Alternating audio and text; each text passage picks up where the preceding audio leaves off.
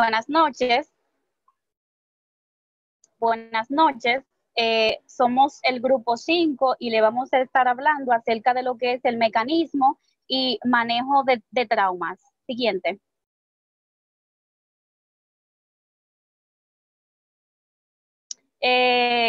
Su servidora Jennifer Matos Martínez, yo le voy a estar hablando acerca de lo que es el trauma cráneoencefálico. Siguiente. El trauma cráneoencefálico es cualquier tipo de traumatismo en el cuero cabelludo, en el cráneo o en el cerebro. La lesión puede ser solo un pequeño abultamiento en el cráneo o una lesión cerebral grave. Siguiente. Entre la etiología que tenemos que es por causa de la vida intrauterina, las lesiones por existencia de tumores uterinos que pueden afectar la cabeza del feto por el parto. Tenemos fracturas por forces o cefalohematomas por ventosas. Tenemos la primera infancia, hematomas sudurales por manejo poco cuidadoso, accidentes en el domicilio o malos tratos. Segunda infancia, se deben a caídas, accidentes de tráfico, síndrome del niño apaleado. Tenemos en joven adulto por accidentes de trabajo, tráfico y deportes. En la vejez es con relación a lo que son caídas casuales, accidentes de tráfico. Siguiente.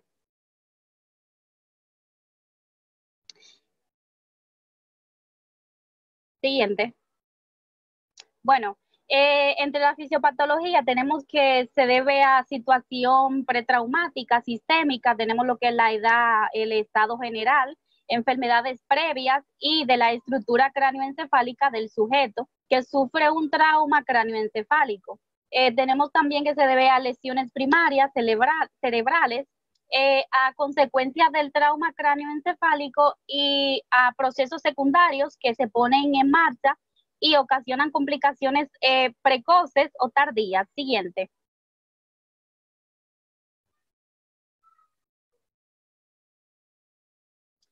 Tenemos la lesión craneocerebral por contusión de Ron. Bueno, un agente traumático obtuso puede llegar a producir lesiones de golpe y contragolpe, lesiones por cizalladura y lesiones difusas a nivel cerebral y el tronco cerebral. Siguiente. Tenemos también lesiones craneocerebrales penetrantes. Se corresponden con lesiones de objetos puntiagudos. La zona de impacto es pequeña y son superponibles. Las lesiones del cuero cabelludo son las del cráneo y del cerebro. Hay que excluir lo que son las lesiones producidas por armas de fuego, que son devastadoras, por la onda expansiva que les acompaña. Siguiente. Tenemos también lo que son las lesiones por comprensión. Bueno, estas llegan a ser muy graves, dado que pueden provocar lo que son estallidos del cráneo y aumento brusco de la presión intracraneal. Los ejemplos que vemos son las lesiones que pueden llegar a producir los forces en el parto, o las lesiones graves por quedar atrapado entre los tapones de los dos vagones, entre los topes de los dos vagones. Siguiente. Tenemos la localización y dirección del agente traumático. Un impacto frontal puede provocar una fractura a nivel de lo que es la base del cráneo, celdillas hemoidales, con riesgo de fístula de lo que es el líquido cefalorraquídeo y meningitis, o un impacto lateral que puede provocar lo que es una fractura temporal, una lesión de la arteria meningea y un hematoma epidural. Siguiente.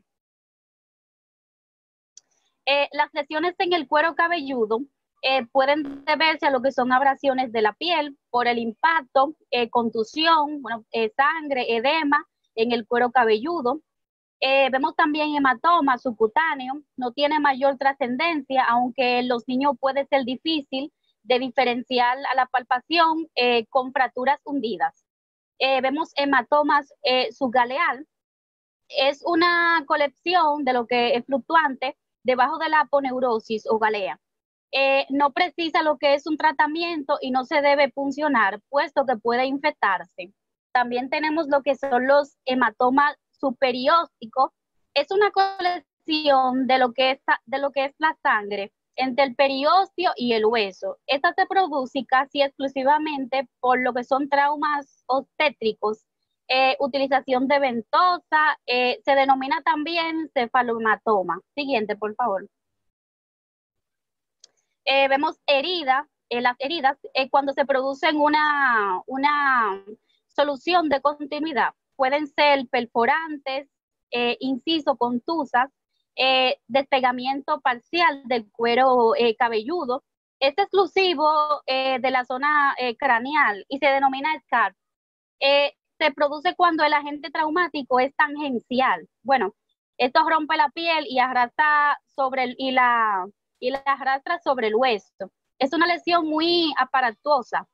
Son con riesgo de producir lo que son hemorragias severas, aunque no suele ir acompañado de graves lesiones cerebrales.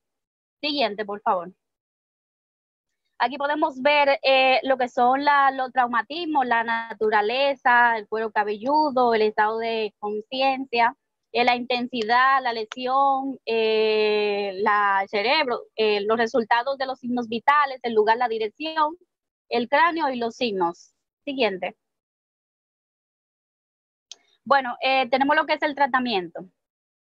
Las normas generales para el tratamiento de las heridas son muy simples, pero importantes. Bueno, se utiliza lo que es la comprensión de la zona sangrante, estudios radiológicos simples de cráneo para descartar lo que son fracturas y presencia de cuerpo extraño. Hay que rasurar la parte de la zona, limpieza y sutura de la herida con anestesia local si no hay fracturas ni rotura de la dura madre. Siguiente.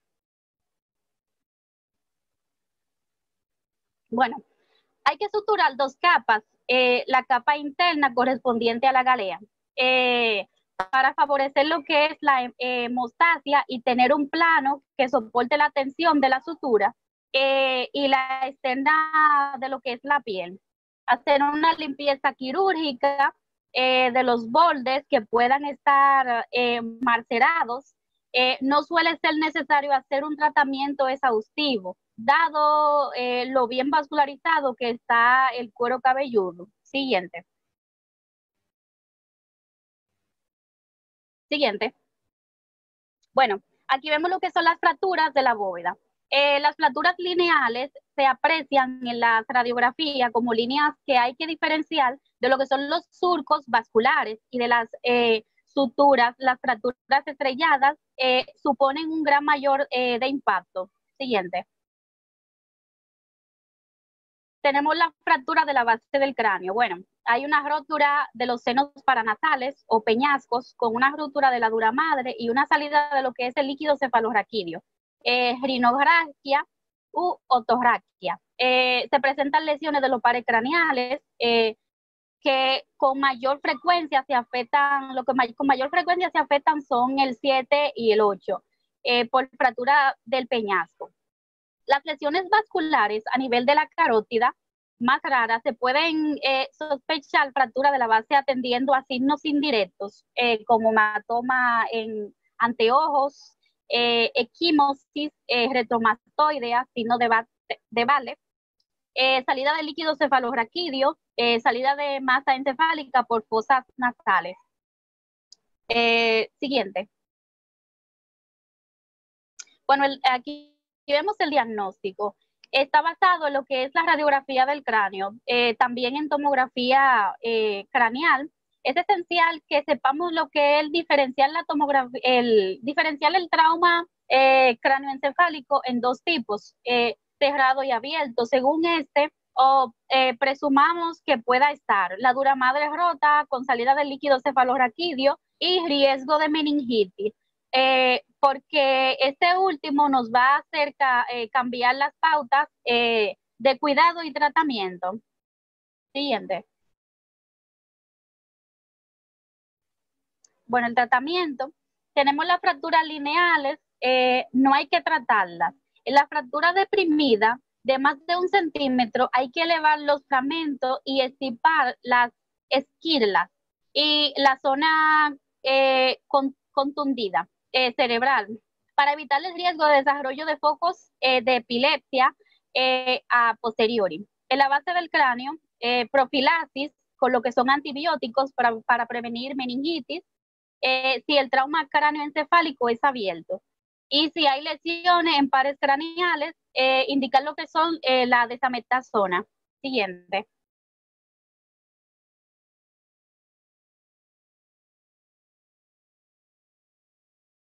Bueno, tenemos la lesión cerebral difusa.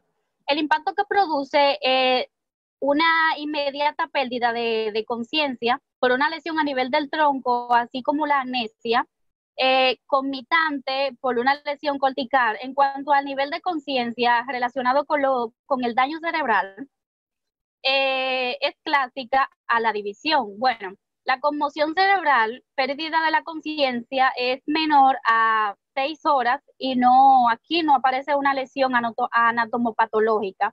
La contusión cerebral, la pérdida de conciencia es mayor a 6 horas y se encuentra una lesión microscópica, pero no macroscópica. Laceración cerebral por lesión micro y macroscopía. Siguiente. Es importante tener en cuenta lo que es la división de las lesiones cerebrales en primaria y secundaria, cuyo índice se expone a continuación y que se irán viendo en apartados siguientes. Bueno, las primarias, como son contusiones, contusión hemorrágica focal, lesión axonal difusa, lesión del tronco, y la secundaria vemos edema, hipertensión intracraneal, complicaciones hemorrágicas. Siguiente. Vemos en la lesión cerebral focal, en las contusiones agudas, su producción se debe a la acción directa del agente traumático en un sitio de impacto. En las contusiones obtusas, sin embargo, las lesiones pueden llegar a ser más complejas, como ya hemos visto, en lugar del impacto del golpe, a distancia, contragolpe o intermedias lesiones de cizalladuras. Siguiente. Vemos las lesiones las lesiones que se producen son de 2 tipos: contusión cerebral, con alteración de la barrera hematoencefálica y edema. Cerebral, postraumático, vasogénico, circundante, y hematomas intracraneales. Siguiente. Vemos la conciencia, vemos que cuando se produce el trauma se dan ciertas características, como es disminución de lo que es la respiración, disminución del pulso, no movimientos, no hay respuesta a estímulos, no se aprecian reflejos, las pupilas se dilatan. El impacto va a ocasionar de una forma instantánea una pérdida global de casi todas las funciones cerebrales, quedando las mínimas que permiten la supervivencia. Siguiente.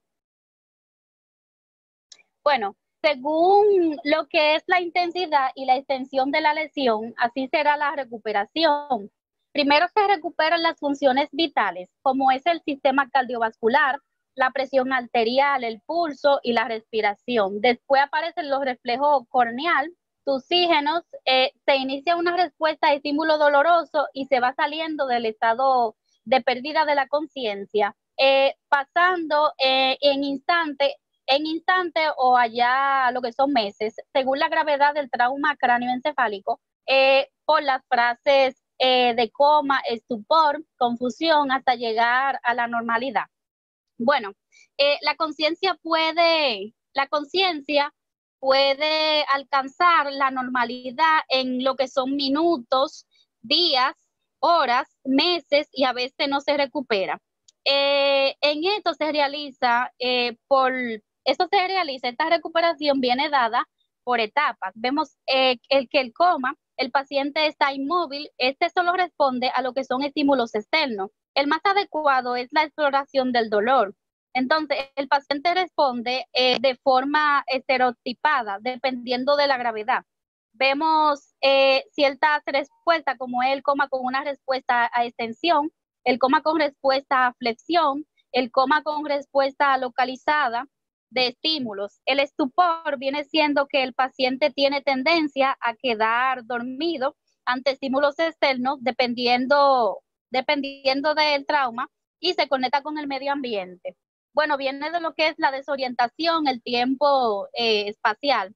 Viene lo que es la bradipsiquia, y por último lo que es la conciencia normal. También se pueden dar ciertas complicaciones en lo que es el trauma cráneoencefálico. Se pueden dar hemorragias, subaranoidea, hematoma epidural, se pueden dar hematomas sudural agudo, fístula carótida, aneurisma, isquemia o infarto cerebral, fístula del líquido cefalorraquídeo, epilepsia precoz y hidrocefalia precoz también. Bueno, continúo ahora mi compañera.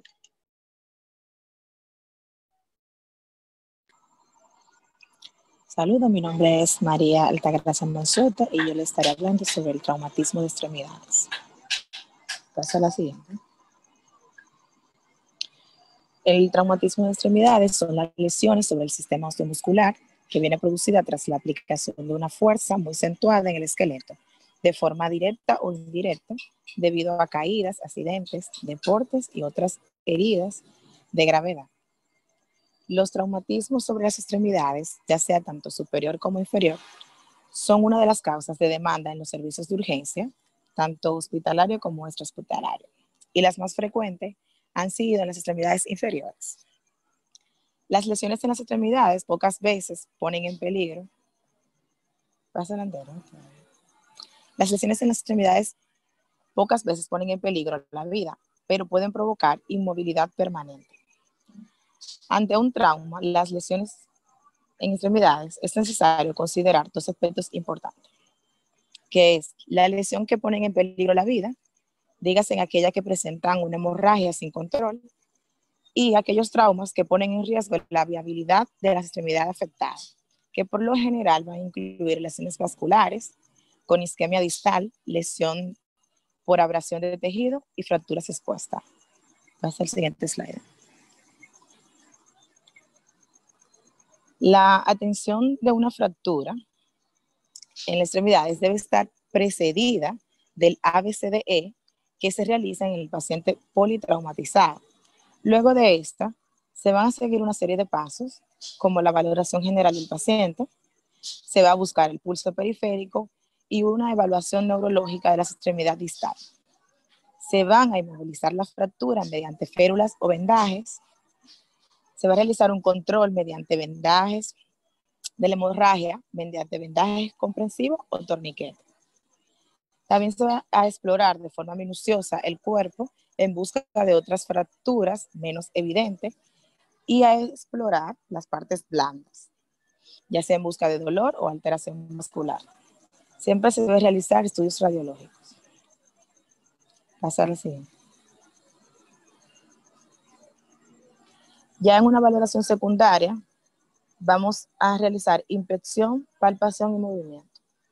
Dentro de la inspección vamos a buscar deformidad, fractura expuesta, estigma de trauma, color de la piel, edema, herida y contracturas musculares.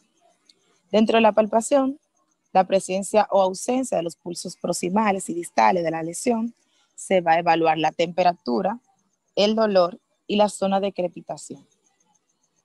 Dentro del movimiento, ojo con este paso, solo se realizará en caso de no presentar signos de fractura. De lo contrario, se va a inmovilizar la extremidad afectada. Siguiente.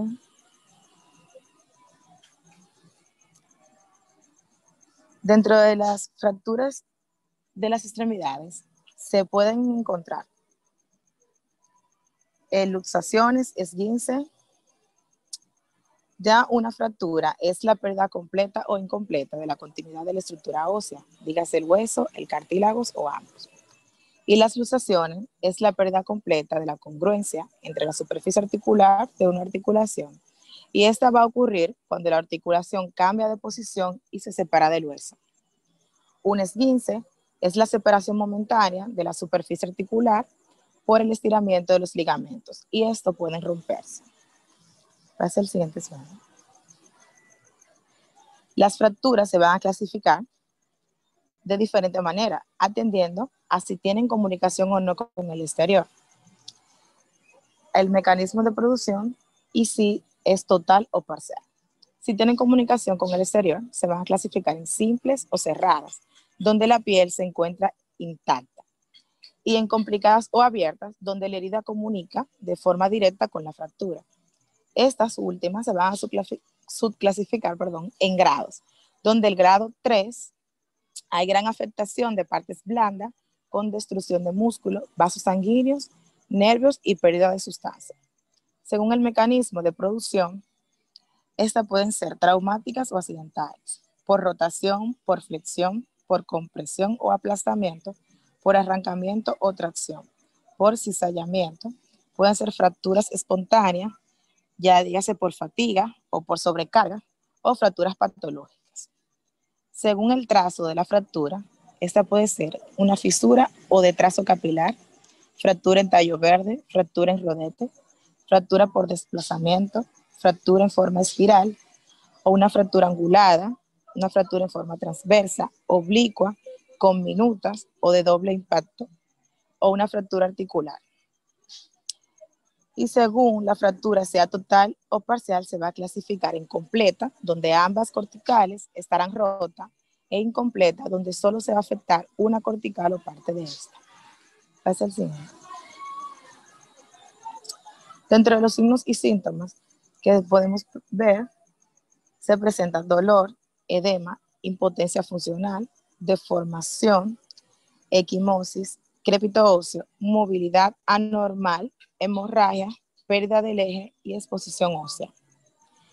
En el caso de una fractura abierta, estas deben tener un cuidado especial.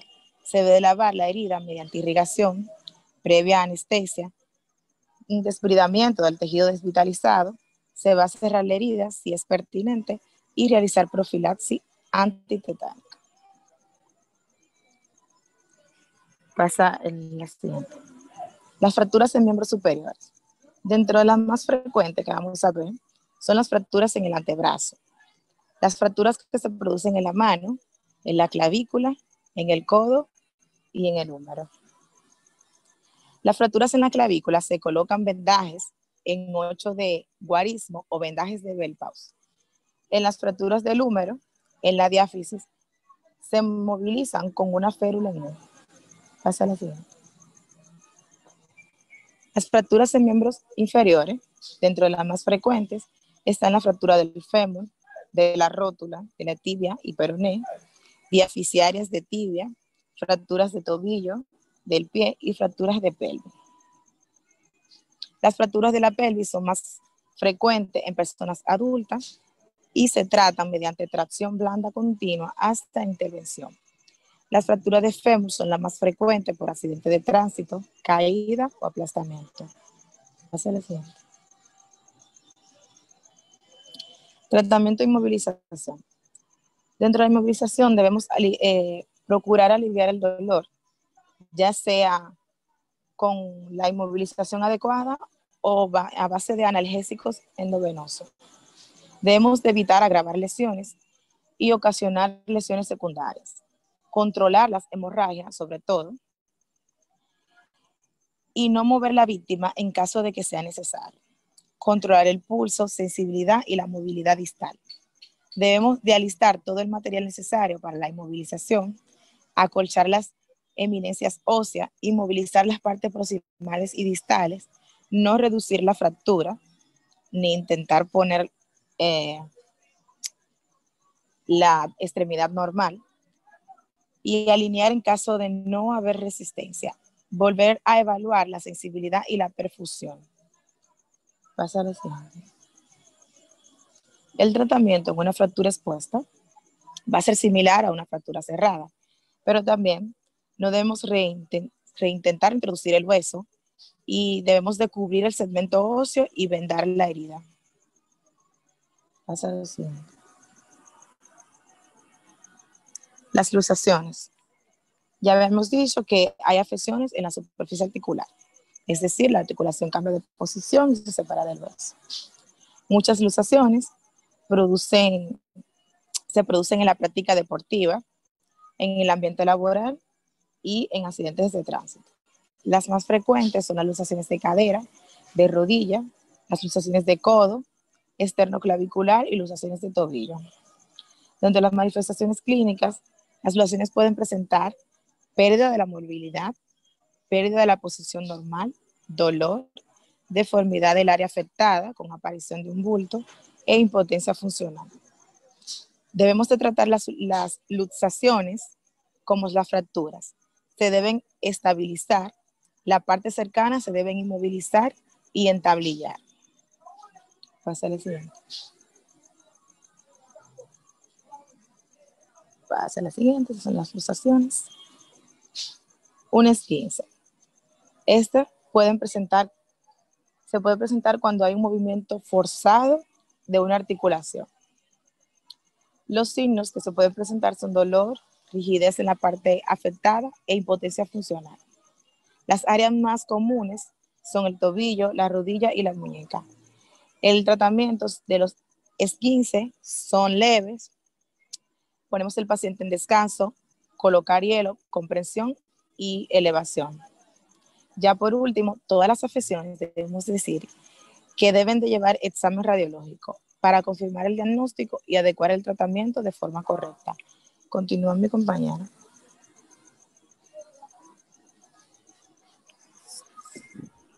Buenos días, mi nombre es Ariana Pimentel y yo voy a estar hablando junto con mi compañera Pauri Ogando acerca de lo que son las urgencias genitourinarias. Pásala, por favor. Bueno, la patología del aparato urinario es un motivo de consulta frecuencia en el área de urgencias. La implicación de los médicos de urgencia junto con el urólogo es fundamental para mejorar la atención de esta patología, ya que permite una valoración rápida e insaturación de una modalidad terapéutica. El establecer unos criterios claros de actuación en estos pacientes puede mejorar su asistencia de forma muy significativa, ya que el médico de urgencias puede manejar muchos de los casos que se presentan en su práctica diaria si dispone de herramientas adecuadas, favoreciendo la eficacia del proceso asistencial. La importancia de la patología urológica en lo que es el servicio de urgencia está fuera de toda duda. La urología ocupa el cuarto lugar en cuanto a número de consultas después de lo que son los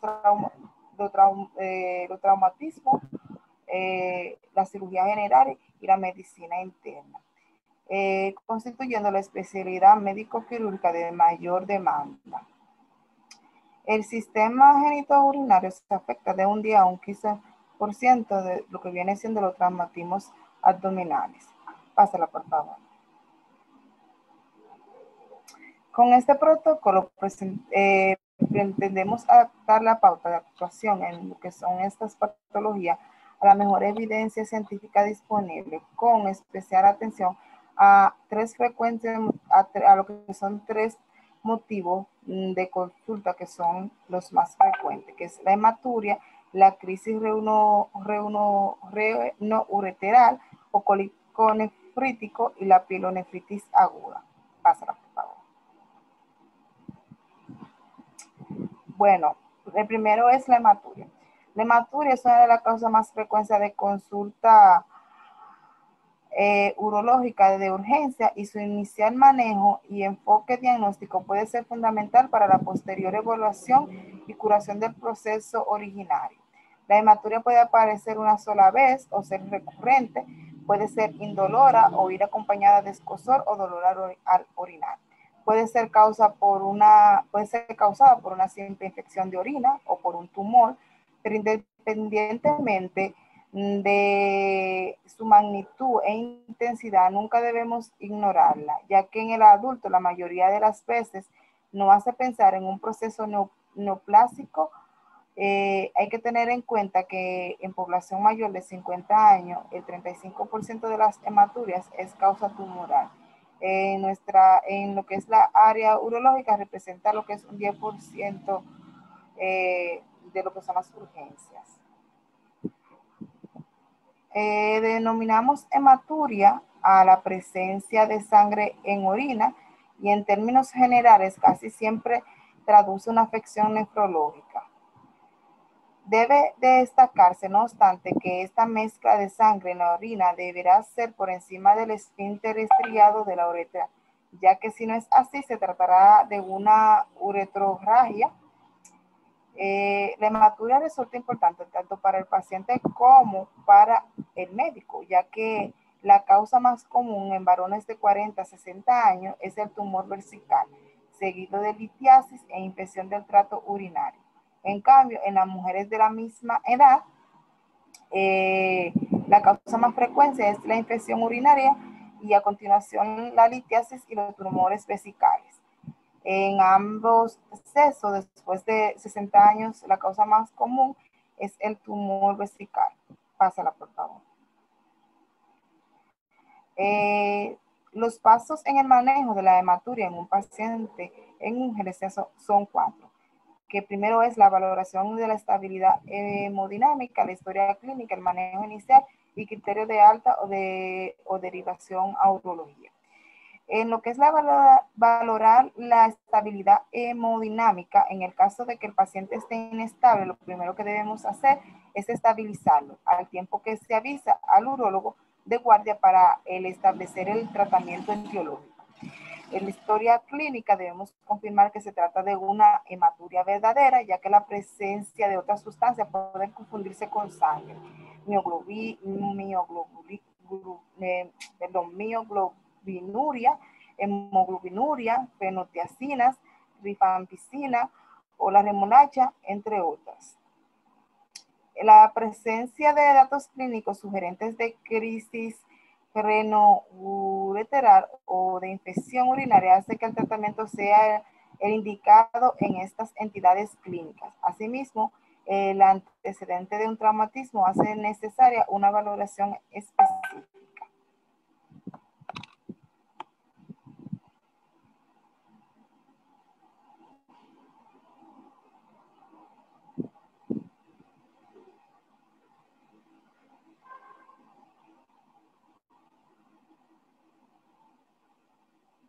En la exploración física debemos presentar atención a la presencia de un globo vesical, ya que una hematuria con coágulos puede provocarla. En este caso debe procederse a un sondaje con una sonda silicona de 3 vías. En el manejo inicial, en paciente con hematuria sin retención urinaria ni otra patología acompañante, debemos obtener un hemograma, una bioquímica que incluya creatinina y un estudio de coagulación. El paciente comenzará a tomar agua a un ritmo aproximadamente de 200 mililitros cada 10 minutos. En lo que es el criterio de alta o derivación a urología, en el caso de que la hematuria no aclare en el plazo aproximadamente de 1 hora, o se objetivo de la que es la amenización o deterioro de función renal, se avisará a urología para valoración. Asimismo, si se objetivan alteraciones de la coagulación, se procederá a su corrección. Si la hematuria cede y no hay alteraciones analíticas, se dará de alta al paciente, debiendo ser remitido de forma preferente a la consulta de urología de área. La próxima, por favor.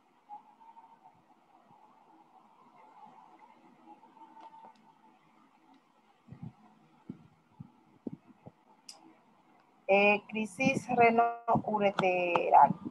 El cólico renoureteral es la urgencia urológica más frecuente. El 12% de la población lo puede padecer, recurriendo el 50% de ellos. Se puede presentar a cualquier edad, aunque es más frecuente entre los 20 y los 50 años. También es más frecuente en varones. Este es un síndrome, un conjunto de síntomas que consiste en la aparición súbita de dolor abdominal o en el costado debido a una alteración en la vía urinaria que puede ser dinámica o mecánica. El cuadro doloroso producido por la obstrucción aguda es compleja e incompleta de las vías urinarias. El dolor es de presentación brusca y tiende a ser más en la mañana y en estaciones calurosas.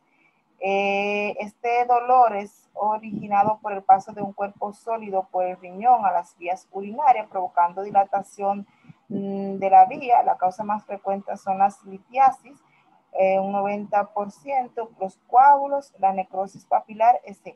La próxima.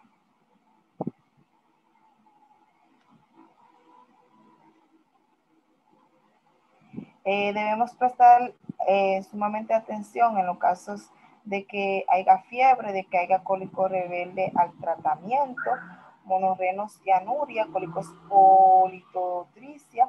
Se trata de cólicos complicados que requieren un tratamiento específico.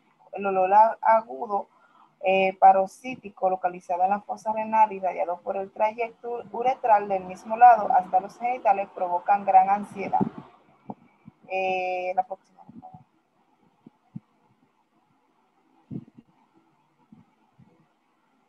Entonces, en los pasos en el manejo de la crisis renoureteral en el paciente de urgencia, tenemos como anteriormente en la hematuria, lo que es la valoración inicial, que el diagnóstico de la crisis renoureteral se basa en una buena historia clínica que incluya una correcta anamnesis y una cuidadosa exploración física. Un correcto diagnóstico diferencial con otras patologías abdominales, osteomusculares y ginecológicas y vasculares es fundamental. La radiografía simple de abdomen no es imprescindible, pero sí recomendable, ya que nos informa de las características de la litiasis y puede ayudar en el diagnóstico diferencial. Destacar ser complicado. Aquí dos signos no deben hacer sospechar la presencia de lo que son las popularmente llamado piedra, que son la fiebre y la oligoanuria. En estos casos debemos obtener una analítica, es decir, un hemograma, una bioquímica elemental y coagulación, un hemourocultivo en lo que son los pacientes que están causando con fiebre, solicitar una ecografía renal y avisar al urólogo de guardia. El tratamiento inicial podemos utilizar lo que es el diclofenato en 75 miligramos o metaminazol en 2 gramos por lo que es la vía intravenosa. En ausencia de contraindicaciones, como en personas que sufren alergia. La metoclopramida estaría indicada en casos de en casos de que la persona esté vomitando. La respuesta a la analgesia inicial será valorada en 30 minutos. Si la clínica persiste, podemos administrar entonces lo que es de ketoprofeno en 50 miligramos vía intravenosa o tramador también intravenosa a 100 miligramos. El tratamiento al alta, en el caso de que el paciente responda al tratamiento analgésico, se podrá remitir a domicilio con las siguientes recomendaciones, que es calor local. El tratamiento inflamatorio podemos utilizar lo que es el diclofenato 50 miligramos cada 8 horas, aunque son útiles también otros antiinflamatorios. Paracetamol de 1 gramo, que puede añadirse al tratamiento cada 8 horas.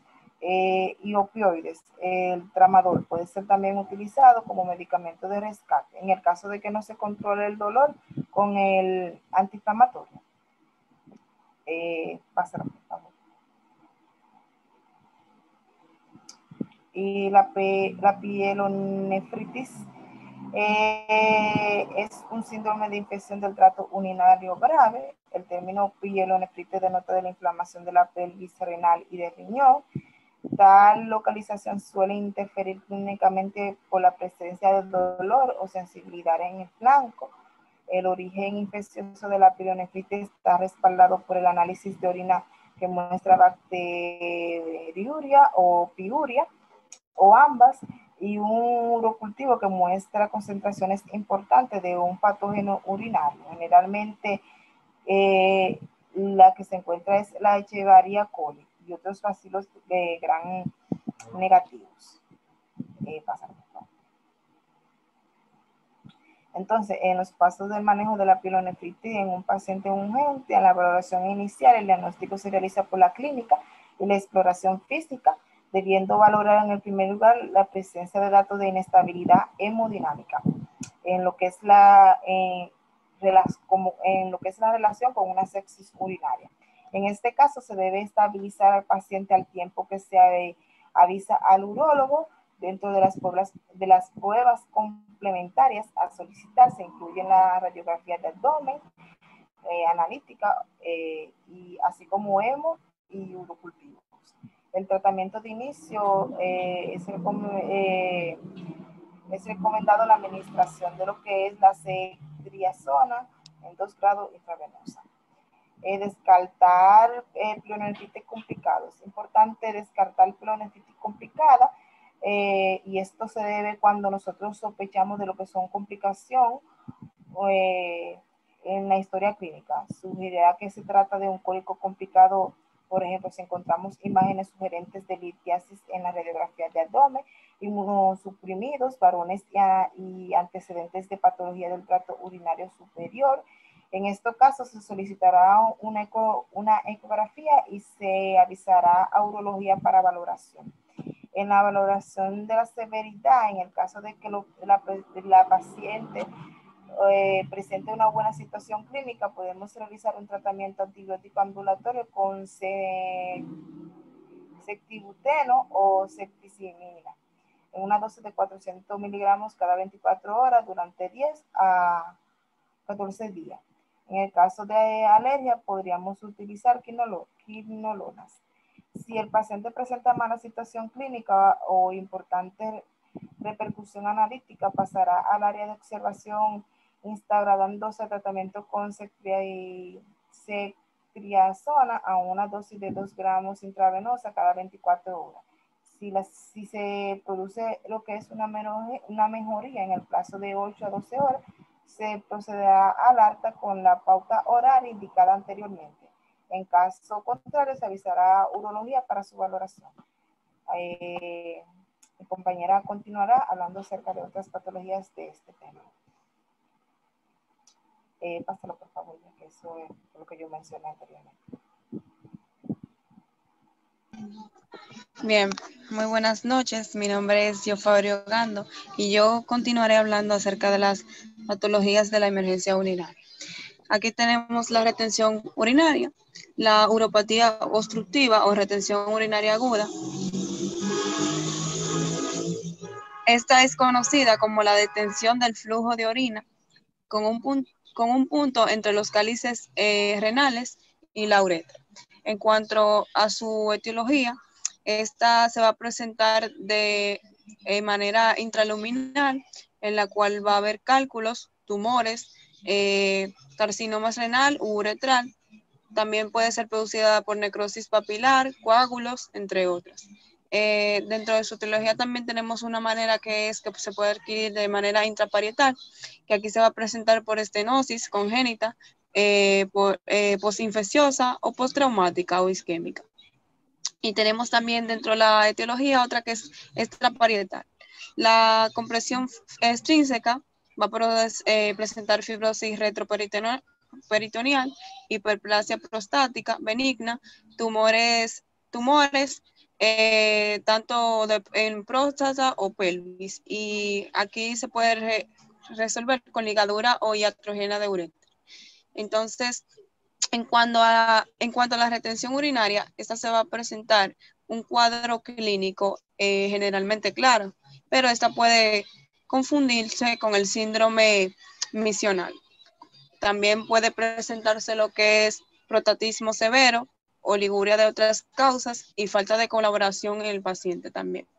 En cuanto a la exploración física, dentro de la retención urinaria, vamos a realizar aquí lo que es una palpación cuidadosa del abdomen y no solo del hipogástrico. También vamos a hacer una percusión y el sonido que vamos a escuchar es un sonido mate. Vamos a realizar pruebas complementarias como radiografía simple o ecografía.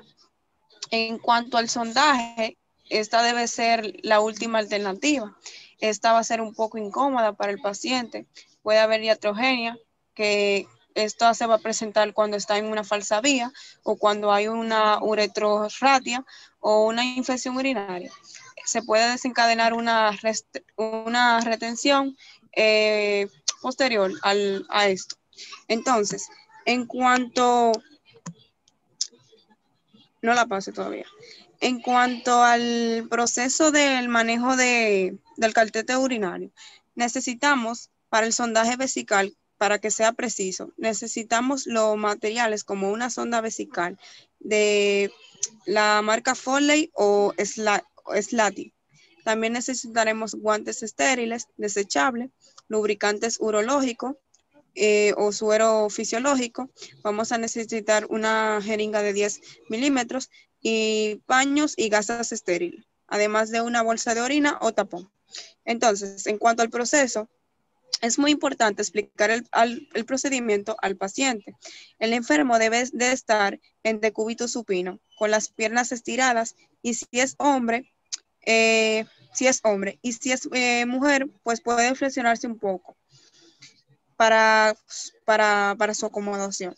También se debe colocar con la mayor asepsia posible y debe de la persona que va a realizar esta maniobra lavarse las manos correctamente y utilizar los guantes estériles, lavar los genitales externos y usar un antiséptico y preparar un campo estéril.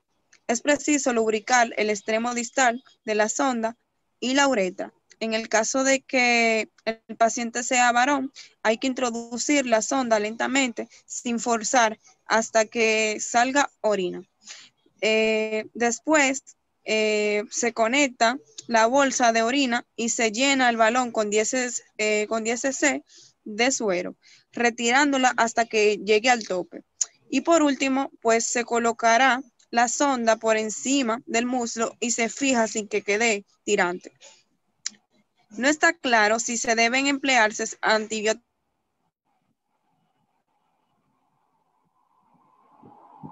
profilácticos, el cambio de las 21 días y si esta es Foley y si es de silicona, pues se va a hacer el cambio cada 45 días. Entonces, pasa la Margarita.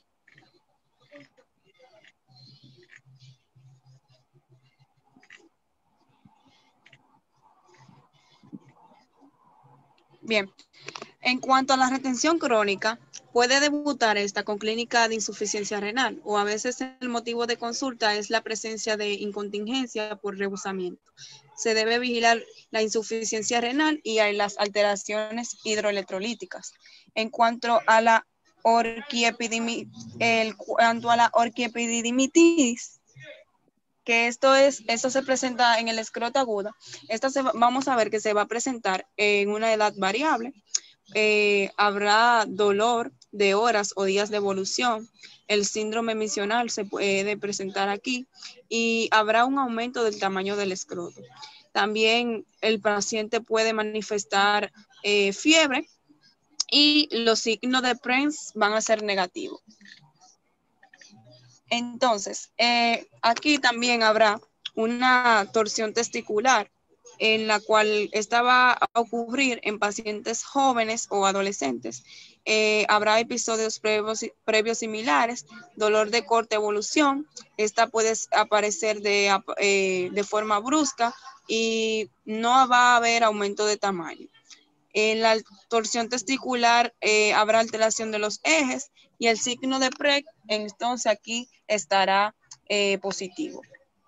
En cuanto a otras causas, del escroto agudo veremos los hidroceles, los traumatismos, la torsión de hidatidae de Morgagni, la varicocele, el dolor irradiado como cólico y hernia y el dolor inespecífico.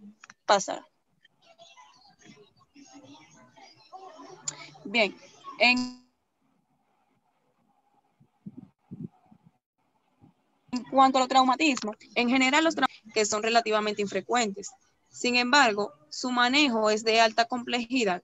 En su enfrentamiento en el punto más crítico es lograr llegar al diagnóstico preciso de ello. Por tanto, la sospecha es la clave del éxito. Al enfrentar un paciente politraumatizado, debido a que no se debe olvidar que el paciente al llegar al servicio de urgencia trae múltiples lesiones asociadas, por lo que uno de los problemas del traumatismo genitourinario es que inicialmente puede pasar desapercibido. Entonces, en los traumatismos podemos tener el traumatismo de forma lumbar, que aquí la posibilidad del traumatismo es renal y aquí deberemos de valorar la hematuria macroscópica. Luego sigue el traumatismo pélvico, que aquí este puede ser debido a un traumatismo vesical o un traumatismo uretral. Y luego tenemos al traumatismo genital, que este puede ser el traumatismo testicular. Pasa.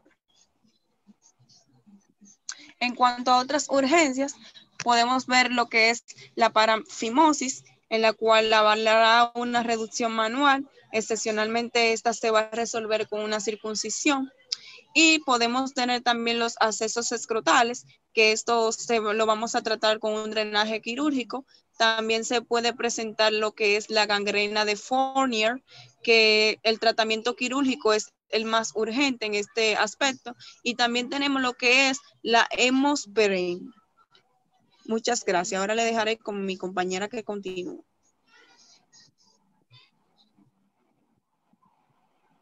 Hola, mi nombre es Margaret Cruz y en esta ocasión vamos a estar hablando sobre traumatismos raquimedulares. Algo importante de este tipo de traumatismo es que debe de sospecharse en todo paciente traumatizado en un accidente donde se ve afectado desde las clavículas hacia arriba o que sufra algún tipo de traumatismo cráneoencefálico. Se debe sospechar que hay un traumatismo raquimedular hasta que esto sea comprobado a través de lo que son radiografías y otro tipo de métodos diagnósticos. Por eso es importante realmente evitar cualquier movimiento de la columna, ya que podría empeorar las lesiones ya existentes. En caso de, por ejemplo, se desee mover el paciente, esto debe de hacerse con movimientos sumamente suaves que van a ser en bloque y luego debe primero estabilizarse o colocarse el collar cervical en la cabeza y luego el resto del cuerpo en una tabla rígida. Realmente el manejo de este tipo de traumatismos es sumamente importante a la hora de prevenir que el paciente ya de por sí con un trauma o lesión tenga un peor pronóstico. Adelante. Bien. Un traumatismo raquimedular, la anterior. Un traumatismo raquimedular es todo aquel daño que pueda sufrir la médula espinal, sus raíces o envolturas como consecuencia de un trauma que afecte a la columna vertebral. Y también hay fuentes que hablan sobre que también incluye la lesión que se puede dar a los elementos vasculares que se encuentren también en conjunto a las raíces espinales. Adelante. Estas las vamos a clasificar en traumas por compresión, conmoción o aplastamiento. También como fracturas o dislocación, así como heridas penetrantes producidas por un proyectil, dígase una bala o una arma de fuego, o una arma blanca, que sería en términos llanos algún cuchillo o arma punzante o cortopunzante. Adelante. Bien, en cuanto a la conmoción medular, este va a tener un cuadro clínico que se va a evidenciar por una parálisis por debajo del nivel del trauma, así como una pérdida de la sensibilidad y del control de los esfínteres.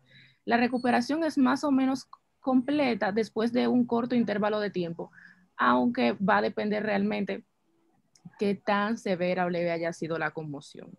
En casos fatales hay hemorragia petequial y alteración, podemos ver al microscopio una alteración de las neuronas y de los nervios de la región que se traumatizó, lo cual le sugieren o le pueden dar a usted una idea de cómo fue dicho trauma y que no fue puramente funcional, sino también anatómico. Adelante.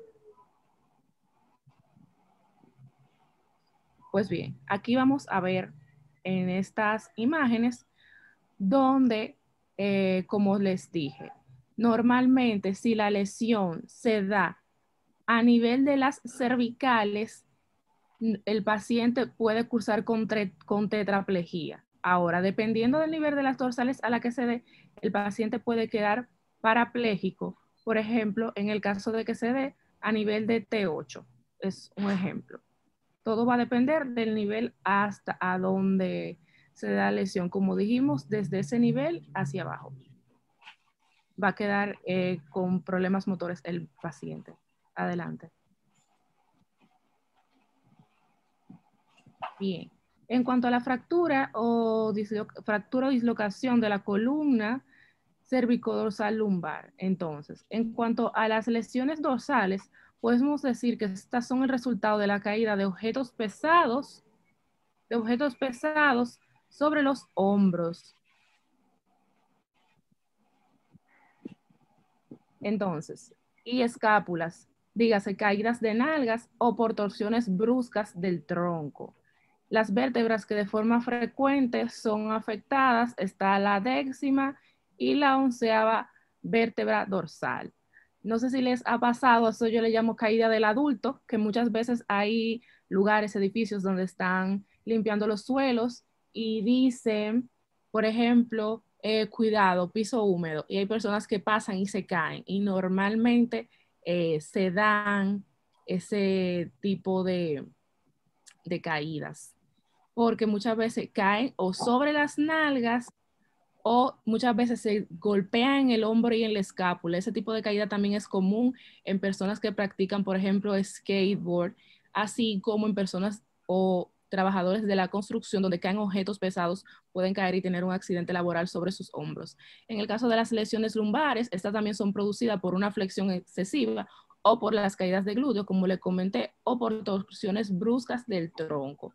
Las vértebras que se suelen afectar más son L1 y L2. Adelante.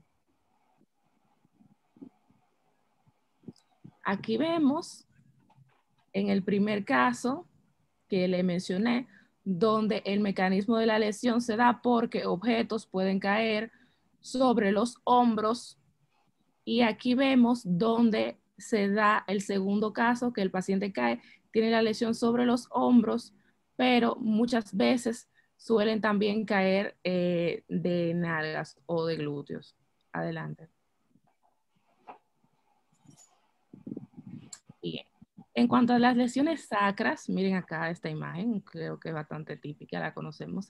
Se producen del coxio del sacro por rotación hacia atrás o por caída sentada o sobre los glúteos.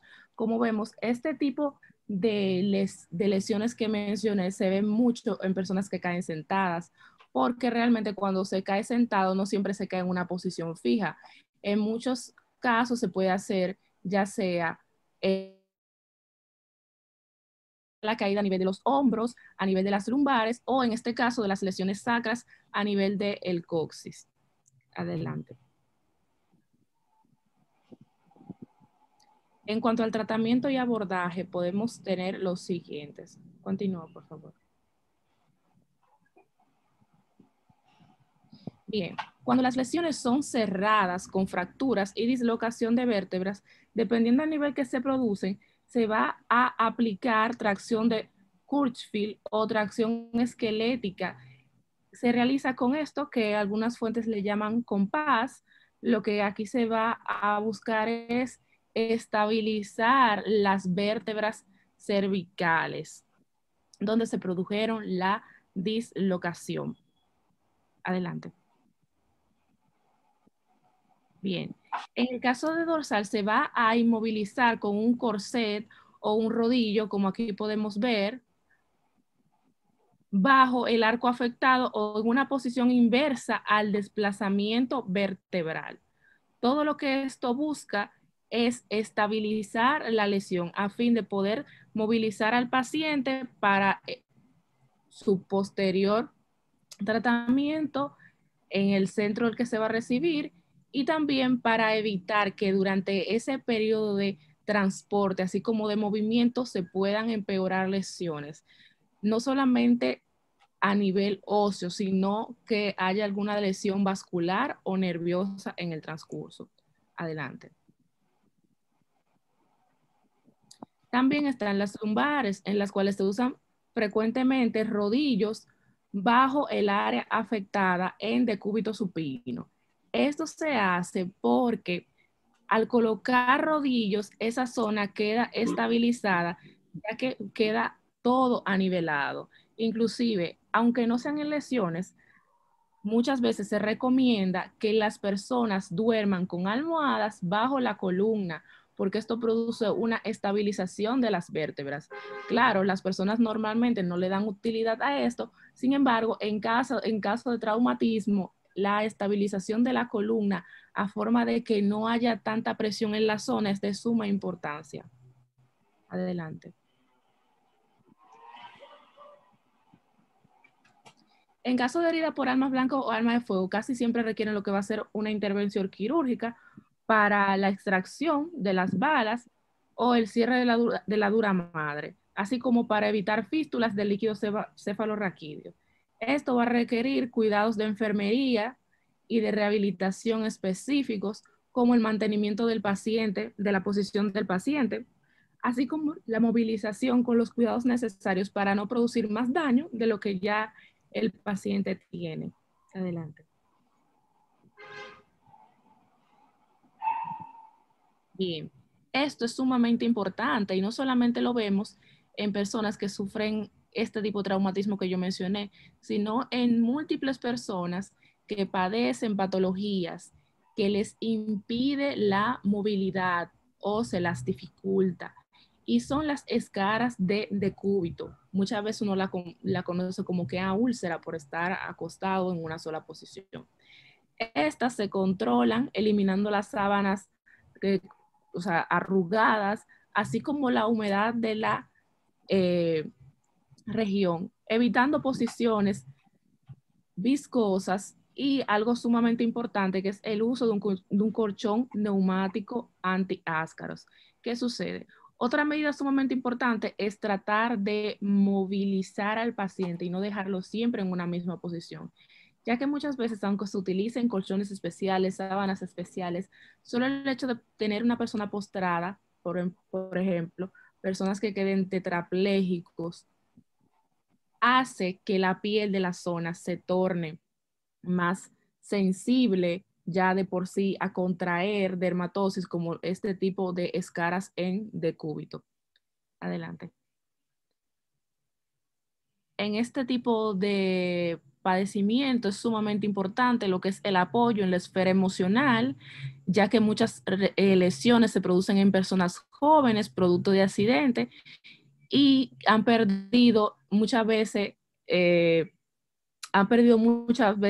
lo que es la posibilidad de buscar autoayuda, por lo que es importante realmente que ellos requieran o que se les sea ayudado psicológicamente, ya que pueden presentar lesión y ansiedad, y más el adaptarse a una nueva condición. Eso es sumamente importante en nuestro país, ya que tiene una alta tasa de accidentes de tránsito, lo cual no solamente dejan víctimas mortales, sino múltiples discapacidades, por lo cual es importante la ayuda familiar para así que el proceso de habituación y recuperación o rehabilitación en muchos casos se dé de una forma más amena y lo menos traumática posible para el paciente.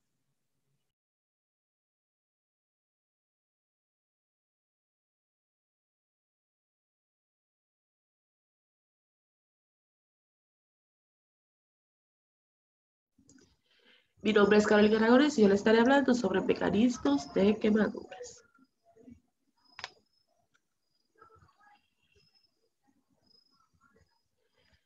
Una quemadura es una lesión de los tejidos en la que se produce una desnaturalización de las proteínas de la piel, edema y o pérdida de líquido intravascular.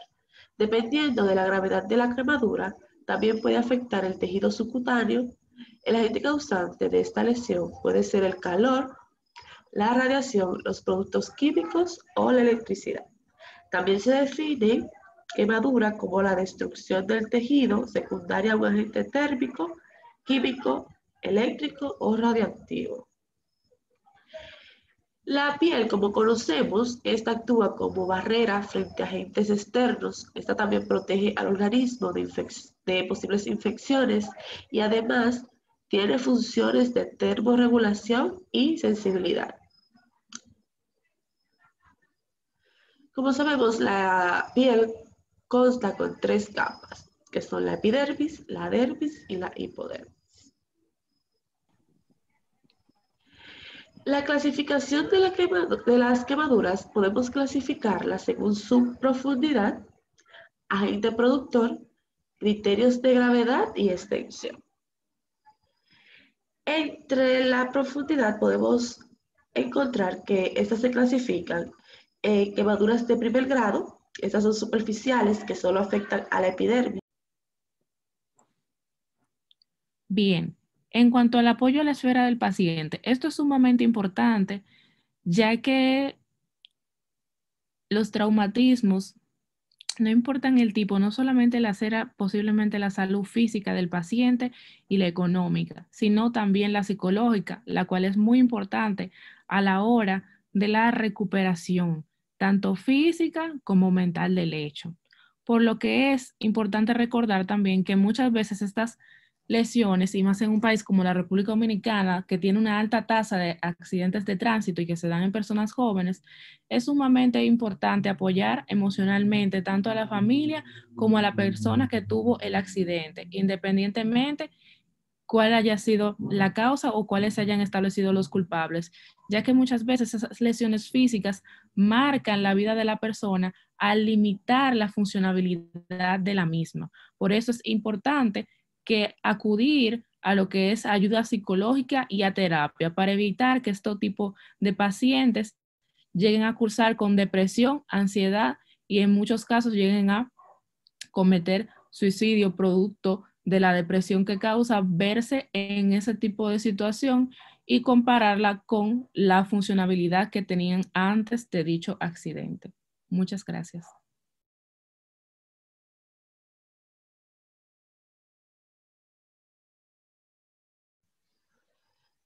Mi nombre es Carolina Aragones y yo continuaré hablando sobre los mecanismos de las quemaduras. Una quemadura es una lesión de los tejidos en la que se produce una desnaturalización de las proteínas de la piel, edema y o pérdida de líquido intravascular. Dependiendo de la gravedad de la quemadura, también puede afectar el tejido subcutáneo. El agente causante de estas lesiones puede ser el calor, como la energía térmica, también la radiación, los productos químicos o la electricidad. Las quemaduras también se definen como una destrucción del tejido secundaria a un agente térmico, químico, eléctrico o radiactivo. La piel, como sabemos, actúa como barrera frente a agentes externos. Esta protege el organismo de posibles infecciones y además tiene funciones de termorregulación y sensibilidad. La piel se divide en 3 capas, entre ellas tenemos la epidermis, la dermis y la hipodermis. Las quemaduras se clasifican según su profundidad en quemaduras de primer grado, que son superficiales. Estas solo afectan a la epidermis y presentan enrojecimiento sin ampolla ni lesiones exudativas, y el edema es mínimo. Existe dolor e hipersensibilidad y no suele infectarse, y estas se curan sin secuelas. Están las del segundo grado, que estas llegan hasta la dermis. Estas también se clasifican en superficiales, que afectan a toda la epidermis, excepto la capa más profunda. Existe dolor, hipersensibilidad, exudación y ampollas sobre la zona eritematosa. Y en profundas, que estas afectan toda la epidermis y la parte más superficial de la dermis. Son lesiones pálidas sobre base enrojecida, con ampollas en los bordes e hipersensibilidad. Y áreas insensibles. No se afectan las glándulas sudoríparas, sebáceas ni folículos pilosos. Las de tercer grado, esta afectan a la piel en todo su espesor, hasta la subdermis, dando lugar a la necrosis y a la coagulación. La piel aparece seca, con aspecto de cuero y de color blanco pardo y carbonizada. Las fibras nerviosas están destruidas y el área quemada es insensible al dolor. Y por último tenemos la del cuarto grado, o también subdérmica profunda. Esta afecta todo el espesor de la piel, la grasa subcutánea, los tendones, la fascia, los músculos e incluso el hueso. Otra clasificación es por el agente que lo produce. Ya pueden ser agentes físicos o agentes químicos. Entre los físicos tenemos el calor, y entre los agentes químicos pueden ser los tóxicos o ácidos, y los eléctricos tenemos energía eléctrica y también podemos incluir los rayos. Otra división son los criterios de gravedad, que estas podemos clasificarla según su profundidad en superficial, intermedia y profunda, y por extensión. Para clasificar las quemaduras por extensión tenemos dos reglas. La primera es la regla de los 9 o regla de Wallace, que es un método que se utiliza para calcular la extensión cutánea quemada en un paciente. Consiste en dividir la superficie del cuerpo en áreas equivalentes al 9% de la superficie corporal total o por múltiplos de 9. Esta nos deja dicho que en cabeza y cuello, tórax anterior, abdomen, espalda superior e espalda inferior, estas corresponden al 9% cada una. Cada extremidad superior corresponde al 18% y cada extremidad inferior el 36%, dejando los genitales con 1%. La otra regla es la regla del Lawn-Brother, que esta se utiliza más en pacientes pediátricos. Esta valora los cambios relativos en la superficie de la cabeza y miembros inferiores de acuerdo con la edad. Por cada año de edad se disminuye el 1% en la cabeza y se aumenta el 0.5 a cada miembro inferior. Esto se utiliza hasta los 10 años. En la etiopatogenia tenemos que los factores que determinan la lesión son la intensidad del calor, la duración de la exposición, la conductancia y la conductancia del tejido. La quemadura produce los siguientes mecanismos fisiopatológicos, como son la lesión cutánea, alteraciones hemodinámicas, alteraciones metabólicas, respiratorias, renales, hematológicas e inmunológicas. Entre los signos y síntomas más característicos tenemos el enrojecimiento de la piel, la inflamación, pérdida de los vellos de la piel, el dolor. Tenemos que las quemaduras solares pueden causar dolor de cabeza, fiebre y fatiga. Las ampollas se ven más en lo que son las quemaduras de segundo grado y la piel carbonizada o ennegrecida en quemaduras de tercer a cuarto grado. También tenemos sensación de hormigueo, seguida de entumecimiento, piel fría, pálida y dura. Esas se dan en quemaduras por frío. También tenemos dolor, palpitación o falta de sensibilidad en el área afectada y daños a tendones, músculos, nervios y huesos. Para el manejo, tenemos un manejo inicial, que la primera medida a realizar es interrumpir, si es posible, el agente causal, manteniendo siempre la seguridad del reanimador o la persona que está brindando la ayuda. En las quemaduras térmicas, aplicar agua fría, nunca hielo, durante al menos 5 minutos y retirar la ropa se debe realizar lo antes posible. Pero si esta está adherida a la piel, no se debe retirar hasta el ingreso del paciente. También la limpieza y la debilitación de las lesiones se deben hacer en una unidad de salud especial. Las quemaduras químicas por ácido precisan lavarlas por al menos media hora. En la prevención tenemos que la forma inmediata es evitar el contacto con agentes causales como es el fuego, la electricidad, objetos calientes, exponerlos al sol, entre otros. El tratamiento básico de las quemaduras es aliviar el dolor, disminuir la inflamación, suministrar un entorno adecuado para favorecer la regeneración de la piel y los procesos de cicatrización, también prevenir posibles infecciones, prevenir la deshidratación de la piel y proteger el área afectada. Esto fue todo por nuestra parte y muchas gracias por su atención.